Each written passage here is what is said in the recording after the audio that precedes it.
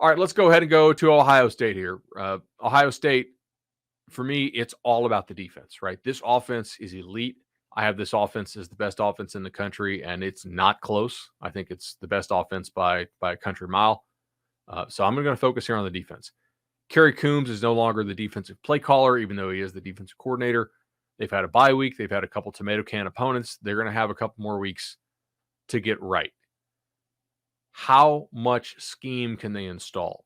I do think that ultimately Ohio State, and I said this after the Oregon loss, and I don't think that Coombs would have been the DC this year if 2020 was a non-COVID season. But they do not play.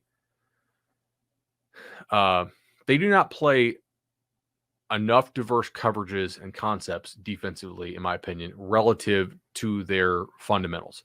If you're going to play a very small number of coverages, you need to play faster. You need to be extremely sound fundamentally. You need to play at a really high level. You need to tackle super well, etc. Ohio State so far has not done this. They don't have quite the level of difference maker up front this year that they have in the past, but they're still really, really good against the run. The issue is that people are able to create open looks against them in the pass game with ease.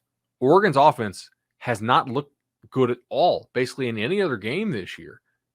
It's just the Ohio State game. In fact, if you pull the Ohio State game out of Oregon's power rankings, and you shouldn't do that, but at times I do like to look at kind of the median performance as opposed to just the overall, because certainly, for instance, Minnesota has to own that 30-point upset against Bowling Green. But if you don't kind of normalize your power ratings a little bit, I think there's some problems there. With Ohio State, their defense is a real issue. If they don't get it fixed, we've seen better defense in recent weeks, but then again, they've played Rutgers, which is a terrible offense, and Maryland was already down to Moss, and then they also lost Jerry Jones early in that game, the receiver from my neck of the woods down there in Fort Myers, Florida. Shout out 239. So, or excuse me, not Jerry Jones, Jayshon Jones. Sorry. If they keep giving up third and longs and these open looks that are just schemed against them because they're in predictable coverages, they're not going to be able to get to the playoff.